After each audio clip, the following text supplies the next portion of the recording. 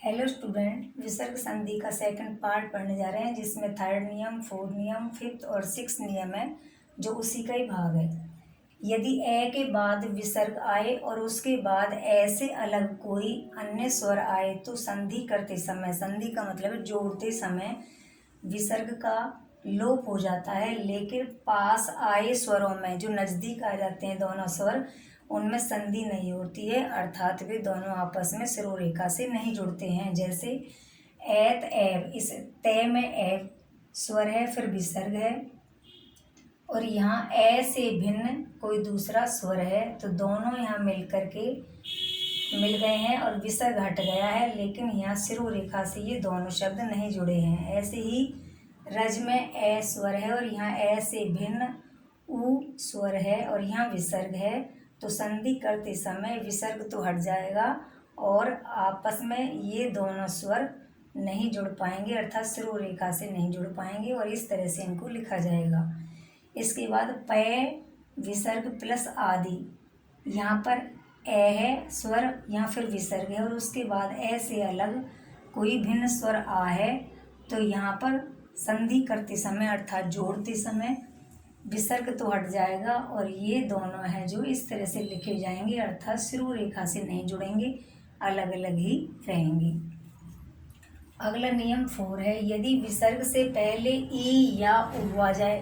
और बाद में कै पे फे में से कोई वर्ण आ जाए, वर्ण का मतलब कोई अक्षर आ जाए, तो विसर्ग का शय षटकोण बन जाता है और वो भी आधा हलंत वाला बन जाता है। जैसे अब देखते हैं इसको नियमों से, इसमें जो उदाहरण है उनमें देखते हैं कि यहाँ कह रहा है कि विसर्ग से पहले ई या उ आए, तो यहाँ पर ई स्वर है और यहाँ विसर्ग है। विसर्ग से पहले ई आ गया और उसके बाद कै आ गया, तो कै ये आ गया, तो यहाँ पर कह रहे हैं कि विसर्ग का शय बन जाता है, इस विसर्ग का यहाँ पर शय षटकोण बन जाएगा और ये हलंत वाला है तो इसका मतलब ये आधा है,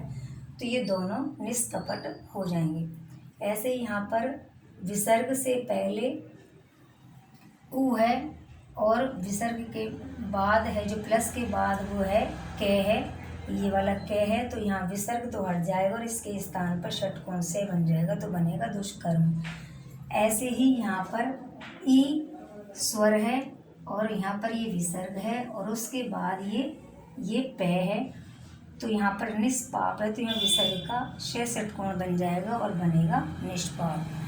अगला जो नियम है वो है फिफ्थ, विसर्ग के बाद कै खे पे फे आए तो संधि करते समय अर्थात जोड़ते समय विसर्ग का लोप नहीं होता है, अर्थात विसर्ग मतलब छुपता नहीं है, सामने दिखाई देता है। जैसे अंत्य विसर्ग प्लस करण, तो यहाँ पर ये ज्यों का त्यों लिखा जाएगा, लेकिन ये सिरोरेखा से नहीं जुड़ेंगे और इस विसर्ग का लोप नहीं होगा, तो ये अंत्यकरण को ज्यों के त्यों लिखा जाएगा, बस ये प्लस इसमें से हट जाएगा। ऐसे ही प्रातःकाल को भी ज्यों का त्यों ही लिखा जाएगा, यहाँ विसर्ग का लोप नहीं होगा। अगला है, विसर्ग से पहले ए या आ से अलग कोई स्वर आए या किसी वर्ग का तीसरा, चौथा या पांचवा वर्ण आ जाए, अथवा ये रे ले वे में से कोई वर्ण आए तो विसर्ग का रे बन जाता है। जैसे यहाँ पर कह रहा है कि विसर्ग से पहले ए या आ से भिन्न कोई स्वर आए, ए आ तो नहीं आए लेकिन उससे भिन्न कोई स्वर का मतलब यहाँ ई आ गया, और उसके बाद इसमें कह रहा है कि किसी वर्ग का तीसरा, चौथा या पांचवा वर्ण आए तो यहाँ पर ये आ गया, यहाँ पर ये है छ और जय, ये तीसरा वर्ण है, छ वर्ग का तीसरा वर्ण है, तो यहाँ पर विसर्ग का रे बन गया तो बना निर्जल।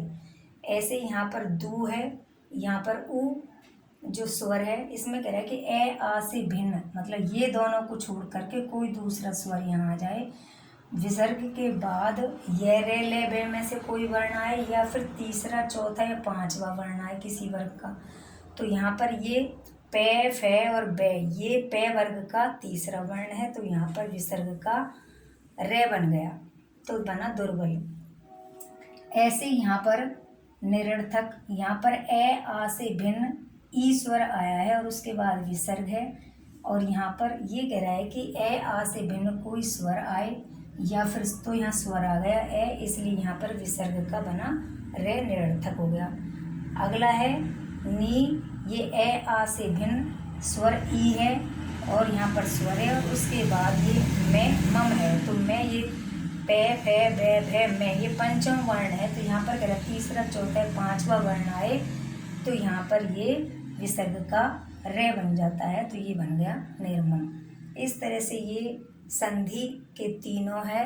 जो भाग, जो भेद हैं वो कंप्लीट हो गए। इसके विसर्ग संधि के स्वर, व्यंजन और विसर्ग तीनों। तो थैंक यू।